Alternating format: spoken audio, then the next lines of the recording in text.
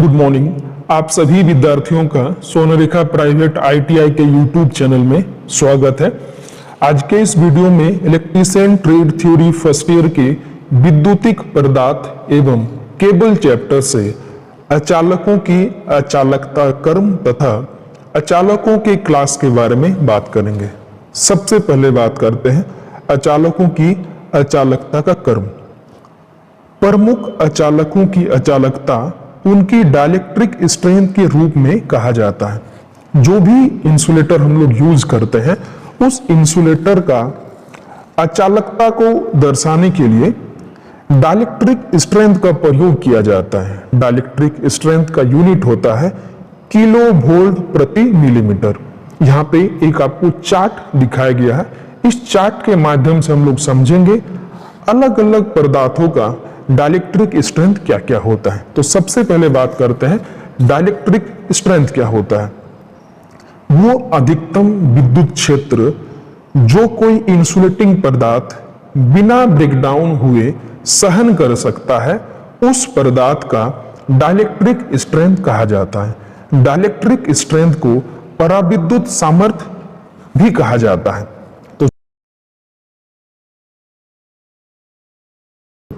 वेल्कनाइज rubber का dielectric strength होता है 30 से 50 के बीच।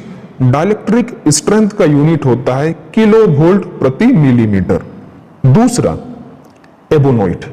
एबोनॉइट का डाइलेक्ट्रिक स्ट्रेंथ होता है 30 से 40 केवी पर मिलीमीटर के बीच में।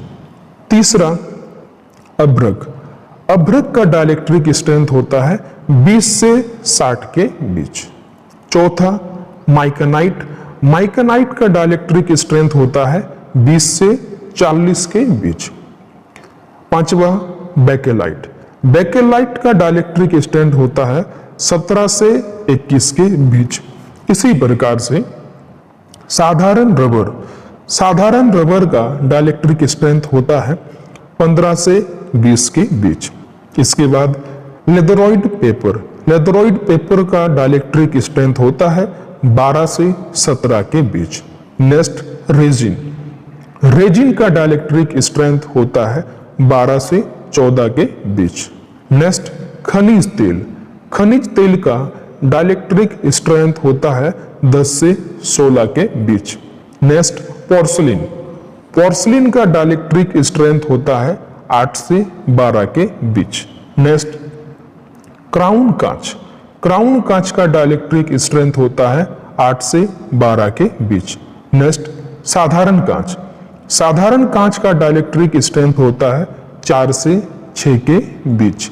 Next asbestos. एस्बेस्टस का डाइलेक्ट्रिक स्ट्रेंथ होता है 4 से 6 के बीच। Next marble. मार्बल का डाइलेक्ट्रिक स्ट्रेंथ होता है 2 से 6 के बीच। Next varnish. वार्निश का डाइलेक्ट्रिक स्ट्रेंथ होता है 2 से 3 के बीच। नेक्स्ट कागज। कागज का डाइलेक्ट्रिक स्ट्रेंथ होता है 1 से 10 के बीच। Next slate. स्लेट का डाइलेक्ट्रिक स्ट्रेंथ होता है 1 से 2 के बीच। नेक्स्ट सूखी लकड़ी। सूखी लकड़ी का डाइलेक्ट्रिक स्ट्रेंथ होता है 0.4 से लेके 0.6 केवी पर मिलीमीटर। ये कुछ था ऑर्डर ऑफ इंसुलेटर अचालकों की अचालकता का कर्म। इन सभी को आप ध्यानपूर्वक अध्ययन कीजिए। अब बात करते हैं जो इंसुलेटर होते हैं उस इंसुलेटर को कितने वर्ग में हम लोग विभाजित कर सकते हैं। इंसुलेटर को मुख्यतः 7 भागों में विभाजित किया जा सकता है। पहला, यहां पे भी मैं आपको एक चार्ट दर्शा रहा हूं। इस चार्ट के माध्यम से बात करेंगे इंसुलेटर को किस वर्ग में बांट सकते हैं, इसे कितने डिग्री सेल्सियस तक प्रयोग कर सकते हैं और इसके अंतर्गत कौन कौन से अचालक पदार्थ आते हैं। सबसे पहले क्लास वाई। क्लास वाई के अंतर्गत जो इंसुलेटर पदार्थ आते हैं इन्हें अधिकतम सुरक्षित तापमान 90 डिग्री सेल्सियस तक ही प्रयोग किया जाता है। इसके अंतर्गत मुख्य पदार्थ आते हैं सूत, रेशम, सामान्य कागज। दूसरा क्लास ए।